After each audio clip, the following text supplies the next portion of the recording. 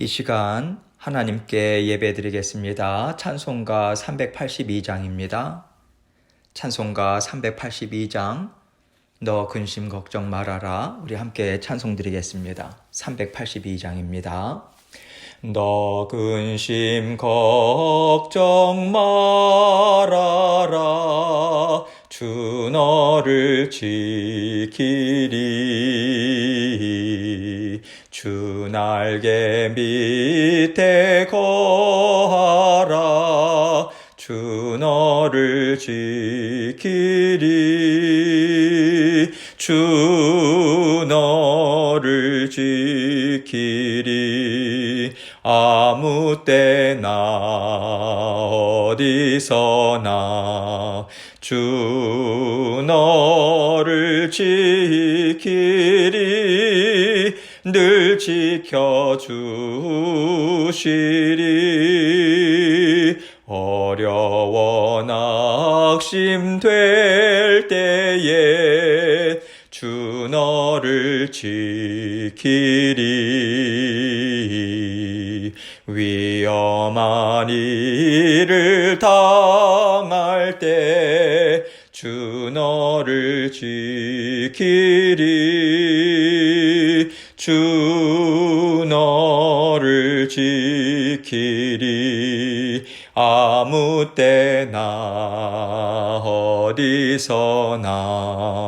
주 너를 지키리. 늘 지켜주시리. 너 쓸 건 미리 아시고 주 너를 지키리. 구하는 것을 주시며 주 너를 지키리. 주 너를 지키리. 아무 때나 어디서나 주 너를 지키리. 늘 지켜주시리. 어려운 시험 당해도 주 너를 지키리. 구주의 품에 거하라. 주 너를 지키리. 주 너를 지키리. 아무 때나 어디서나 주 너를 지키리. 늘 지켜주시리.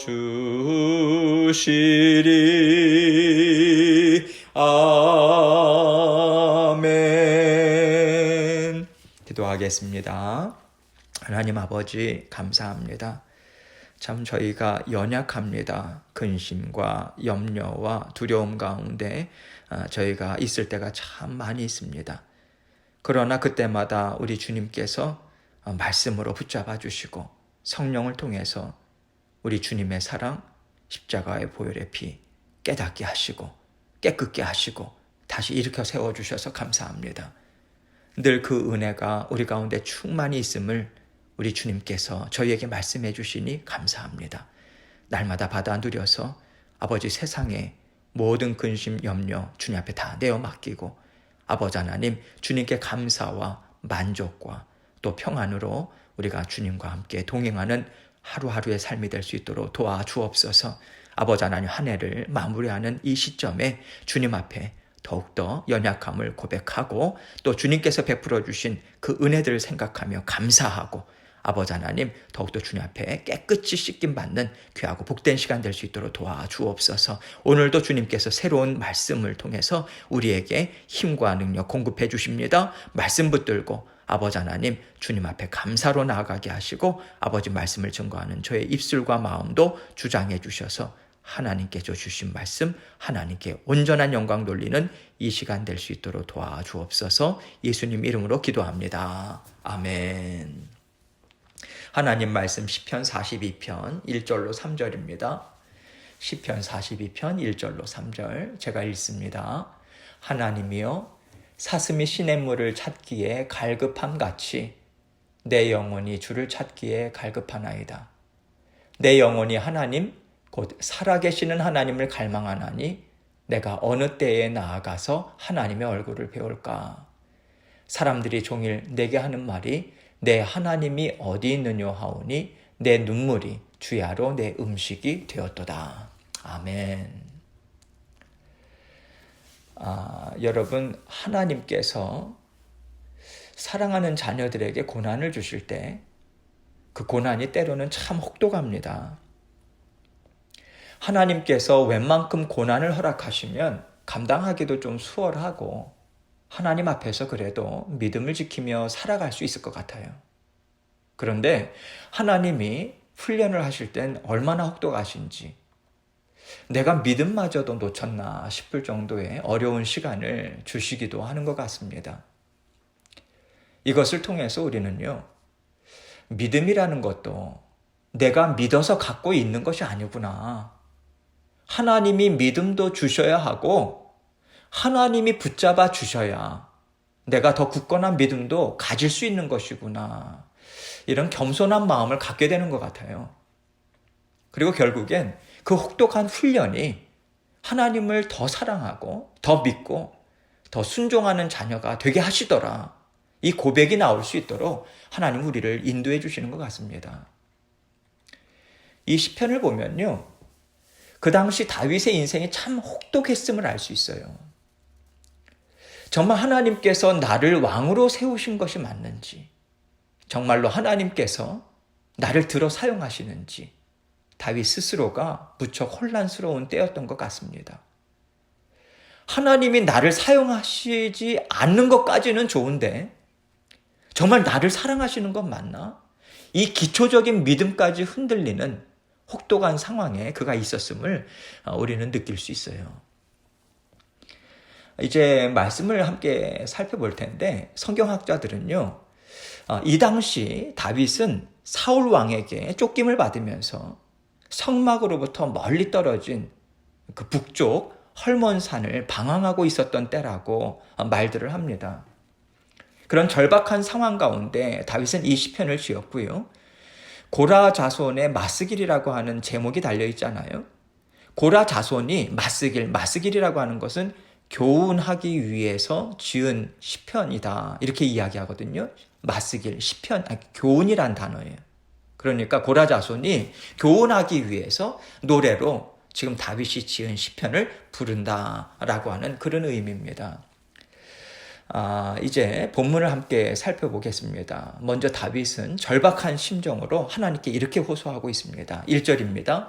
하나님이여 사슴이 시냇물을 찾기에 갈급함같이 내 영혼이 주를 찾기에 갈급하나이다. 사슴이 시냇물을 찾기에 갈급함같이, 여기서 갈급함이라고 하는 단어는요, 아주 가뭄이 지독한 거예요. 지독한 가뭄의 때에 사슴이 물을 찾아서 헐떡거리고 있는 것을 나타냅니다. 물을 찾고 찾아도 없어서 못 마셨다는 거예요.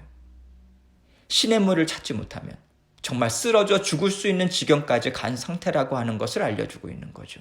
이미 지탱할 힘이 거의 남아있지 않은 상태다. 이렇게 이것을 묘사하고 있는 것입니다. 다윗은요, 이러한 상황에 처한 사슴의 자신을 비유하죠. 그러면서 뭐라고 이야기합니까? 내 영혼이 주를 찾기에 갈급하나이다. 이렇게 고백하고 있어요.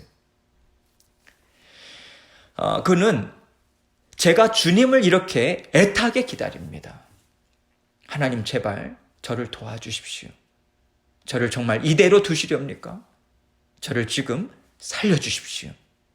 이렇게 하나님을 향해 절박한 심정으로 호소하고 있는 거예요.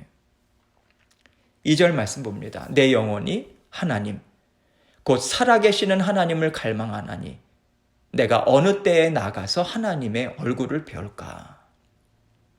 내 영혼이 하나님 곧 살아계시는 하나님을 갈망하나니, 다윗은요, 지금 살아계신 하나님을 찾고 있어요. 이 말은요, 다윗이 하나님은 지금 나와 함께 살고 계신다, 이렇게 생각하는 것으로도 이해할 수 있고요. 또 한 가지는요, 다윗도 이스라엘 백성이거든요. 이스라엘 백성들에게는요, 하나님은 성소에서 임재하셔서 살고 계시다, 이렇게 생각하고 있어요.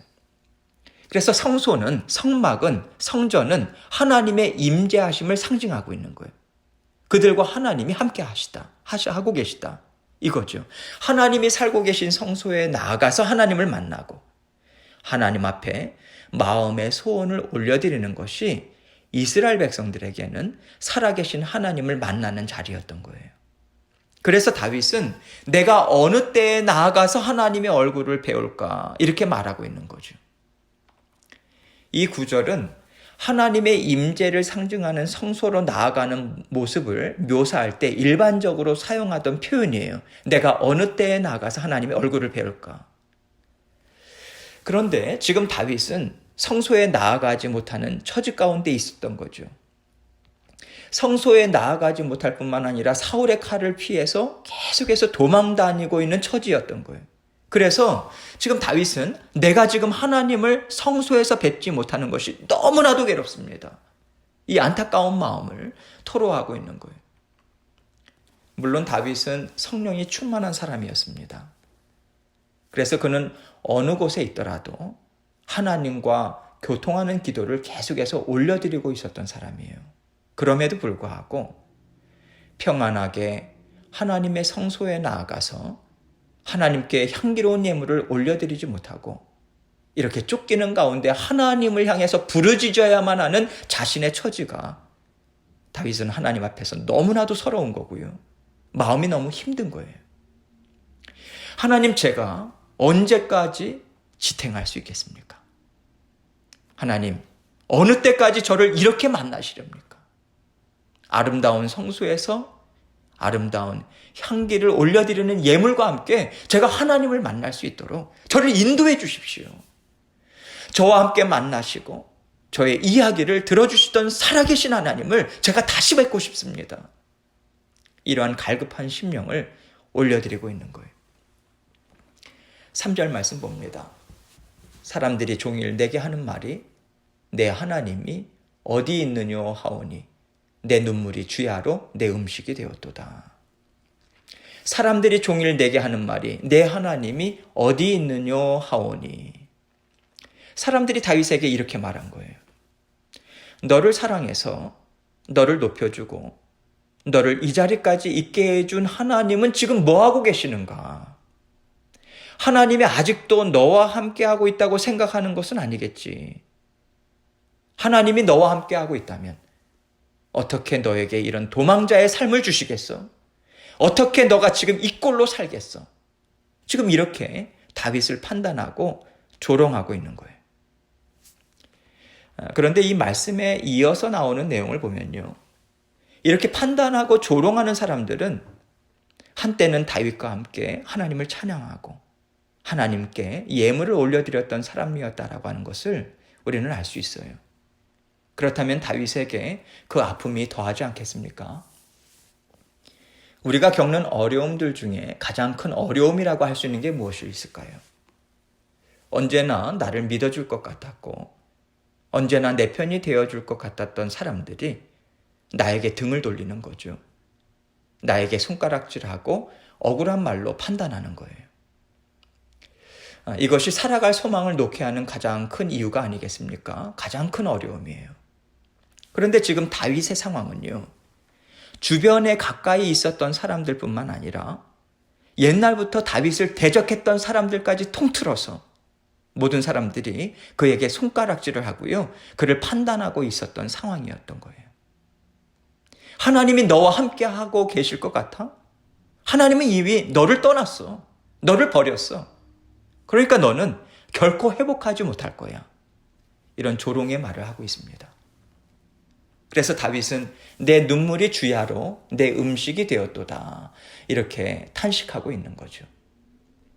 그가 매우 극심한 마음의 고통을 느끼고 있음을 알려주고 있는 거예요. 하나님, 날마다 슬픔이 내 마음을 가득 채우고 있습니다. 하나님, 저를 불쌍히 여겨주시고 저를 좀 도와주십시오. 일으켜 세워주십시오. 이 심정이 담긴 말인 거예요. 지금 우리는요, 하나님이 다윗에게 이 시간을 허락하고 계심은 하나님의 마음에 합한 종으로서 하나님의 나라를 이루라고 준비시켜주고 계신 것임을 우리는 알고 있어요. 잘 알고 있어요.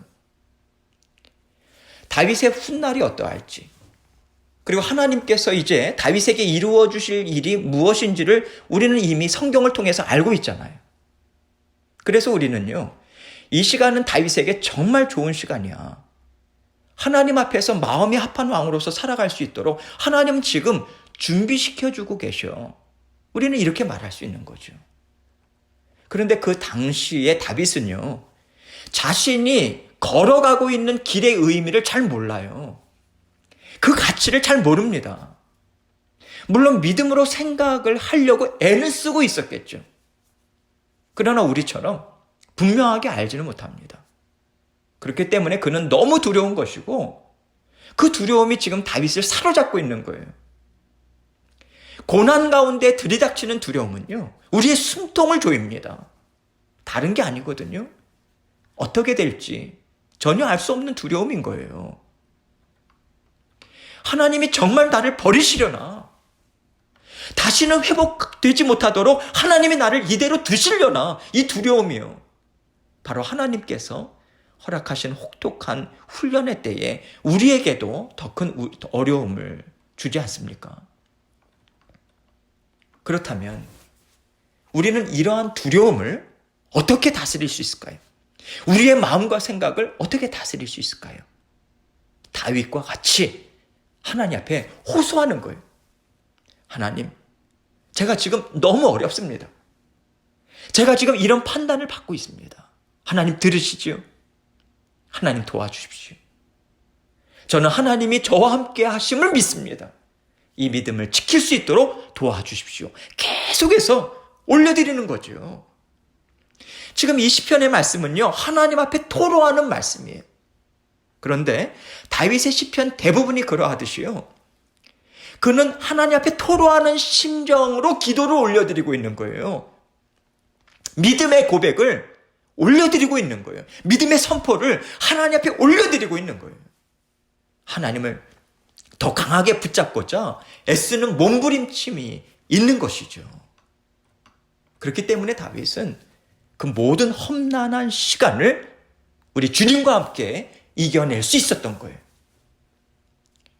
다윗은 하나님께서 그럼에도 불구하고 계속해서 흘러 베풀어 주시는 은혜를 받아 누림으로 혹독한 훈련을 잘 감당할 수 있었던 것입니다. 하나님께 호소하고 하나님을 온전히 의지하고자 하는 그 마음을 하나님은 너무 기뻐하시거든요. 그것이 하나님과의 마음과 통한 거잖아요. 얼마나 하나님의 은혜가 막힘없이 흘러 들어갔겠습니까? 비록 상황은 변함이 없었지만 그 가운데서 다윗은 하나님의 은혜로 더욱더 성숙한 자리, 아름다운 자리, 하나님께서 정말 귀하게 쓰는 그릇으로 빚어져 나갈 수 있었던 거예요. 이런 것을 생각할 때 우리는 하나님께서 주시는 어려움의 때에, 슬픔의 때에 우리가 해야 할 것은 무엇인가? 이 지혜를 얻을 수 있죠. 하나님 앞에 올려드리는 거예요. 우리 마음에 있는 무거운 짐들, 슬픔들, 두려움들을 하나님 앞에 계속해서 올려드리는 거예요. 그러면서 이와 동시에 우리가 해야 할 중요한 일이 있죠. 이렇게 올려드린 후에, 내어 맡긴 후에 반드시 우리가 채워야 할 것이 있습니다. 하나님은 나와 함께 하시는 분이시다. 하나님은 나를 사랑하시는 분이시다. 하나님은 언제 어디서든지 나를 도와주시는 분이시다. 이것을 굳건히 믿는 믿음으로 우리의 심령을, 마음을 채우는 거예요. 우리의 생각을 다스리는 거예요. 두렵고 떨리는 것은 하나님께 올려드리는 것입니다. 내어 맡기는 거예요. 던져버리는 거예요. 그리고 우리가 붙잡고 채우는 것은요, 하나님은 나를 사랑하시는 분, 나와 함께 살고 계신 분, 나를 더 깨끗하고 아름답고 지혜롭게 만들어주시기 위해서 이 시간을 사용하시는 나의 하나님으로 우리의 마음을 채우고 붙잡고 우리는 살아가는 거예요. 우리가 하나님 앞에서 계속해서 우리의 어려움을 올려드리고 던져버리고 하나님께서 주시는 지혜의 마음으로 채운다면요, 우리는 모든 어려움들을 넉넉히 이길 수 있습니다. 그리고 어려운 시간을 통해서 하나님께서 우리에게 주기를 원하시는 아름다운 성품, 깨끗한 마음, 굳건한 믿음, 아름다운 지혜, 이런 것들이 생겨날 것임을 믿고 기대하면서요, 우리는 그 모든 시간을 하나님과 함께 동행해야 합니다. 이것이 바로 오늘 시편 말씀을 통해서 하나님께서 우리에게 주시는 위로요, 권면의 말씀이라고 저는 생각합니다. 하나님께서 어려움도 우리와 함께 지나가고 계십니다. 우리 혼자 가라고 그냥 내버려 두시는 분이 절대로 아니에요. 하나님은 살아계신 하나님이 되셔서 우리와 모든 일을 함께 하고 계시고요, 우리와 모든 길을 함께 동행해 주고 계십니다. 하나님은 언제나 우리를 도우시고 언제나 우리에게 피할 길을 내어주시는 분이세요. 날마다 하나님 앞에 우리의 더럽고 흉악한 마음, 무슨 마음이겠어요? 하나님을 의심하고요, 하나님께 불평하고요, 감사가 아닌 원망으로 나아가는 심령을 하나님 앞에 다 내어드리시고, 하나님 앞에 정말 주님께서 십자가의 보혈로 깨끗이 씻어주십시오, 그 고백으로 내어드리시고, 하나님과 함께 기쁘고 즐겁고 평안과 감사가 넘치는 심령으로 날마다 순간순간마다 살아가시는 저와 여러분이 되시길 주님의 이름으로 축원합니다. 하나님께서 주신 말씀 붙잡고, 하나님 정말 주님께서 주시는 마음, 아버지 하나님 그것만을 의지해서 주님만을 의지하며 날마다 나아가겠습니다. 오늘 있을 모든 일들도 하나님께 다 올려드리시고 여러분의 그러한 마음도 하나님 앞에 토로하고 기도로 올려드리시며 오늘도 주님과 함께 계속해서 힘있게 동행하기 원합니다. 계속해서 기도하겠습니다.